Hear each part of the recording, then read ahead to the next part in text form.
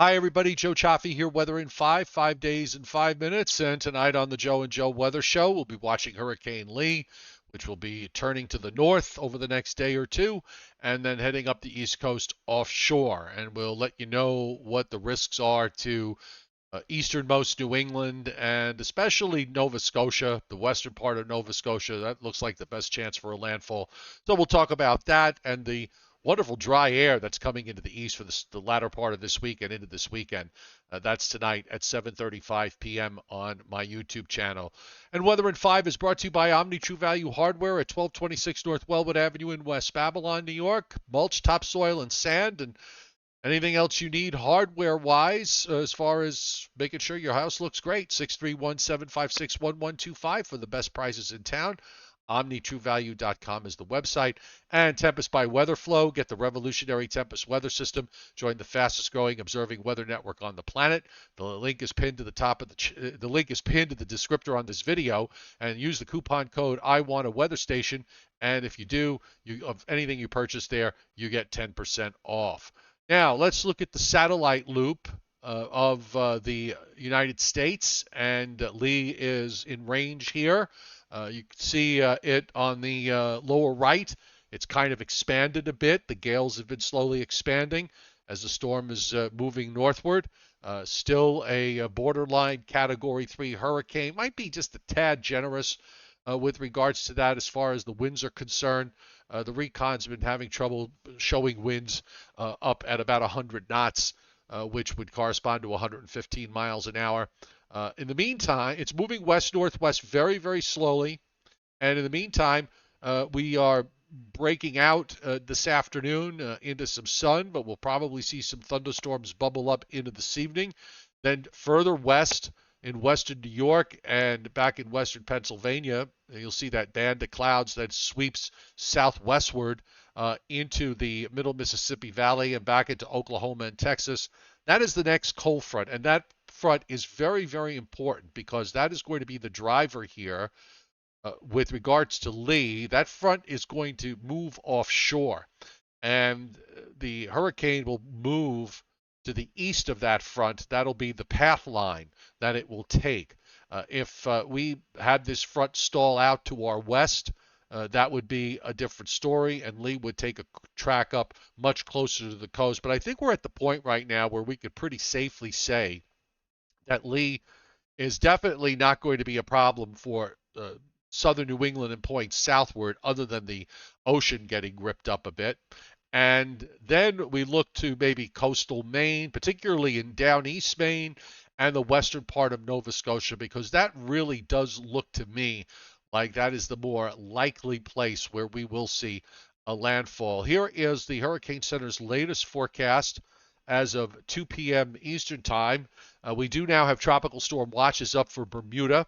24.5, 66.2 is the position, moving west-northwest at 6 and top winds 115 miles per hour. You'll notice that Lee is forecast to weaken as it turns northward, particularly once it gets north of 30 degrees north, because the ocean water in this region from Bermuda westward to the Carolina coastline, that water is colder than normal thanks to the upwelling from Hurricane Franklin and from Tropical Storm Idalia. It's about 3 degrees Celsius cooler than the water that it's in right now. So that is going to help it to weaken somewhat.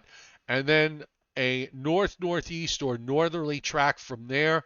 Saturday morning, it's forecast to be well east of Block Island, and then as it gradually moves northeastward and becomes perhaps post-tropical, a landfall. They have it positioned in the Bay of Fundy sometime early Sunday morning. So western Nova Scotia, down East Maine, those areas I think are the ones that are most susceptible.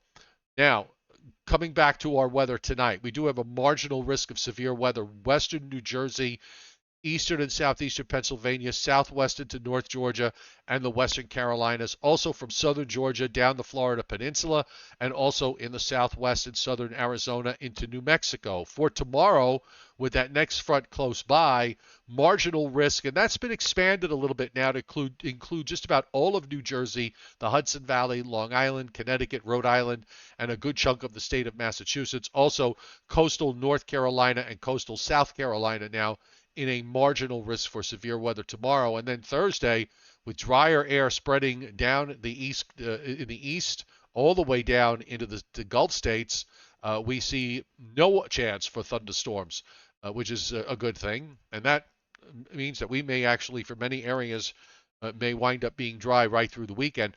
And WPC, with their heaviest rainfall, they've kind of shifted it a little bit further to the east. We're looking at a half to 3/4 of an inch and some stripes of about 1.5 inches. Now, that's from the thunderstorm potential for tonight and for tomorrow. You go further east, that's where you see where you've got the 2, 3, 4, 5 inch rain amounts in that stripe out in the ocean that runs up into Nova Scotia, New Brunswick, and in Downeast Maine. That reflects the track of Lee. So let's look at the latest European model.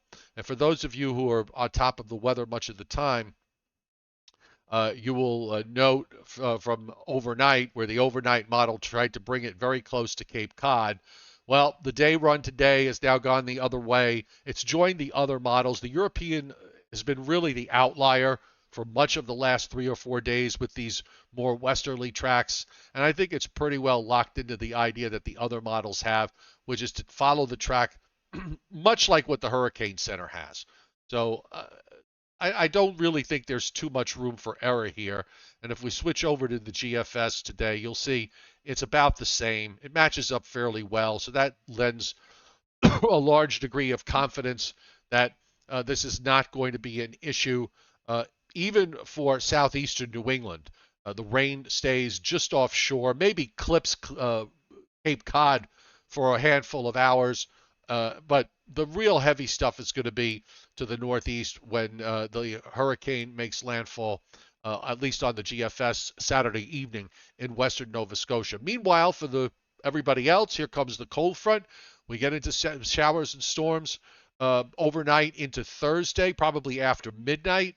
Into Wednesday. The front will pass, move offshore Wednesday night, and then in comes a nice dry high, and that high is going to bring dry air all the way down into northern South Carolina, Georgia, Tennessee, northern Alabama, and Mississippi.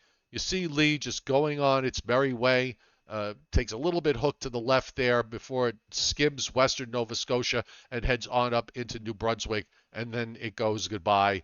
And as far as our weekend is concerned, with that hurricane passing by to the east like that, we're going to have that dry air here and cool temperatures, daytime highs mostly in the low and middle 70s beginning on Thursday and carrying us at probably right into Sunday before we get another little weather system to move through maybe Sunday night and on Monday. So we'll go into it in full detail tonight on the Joe and Joe Weather Show.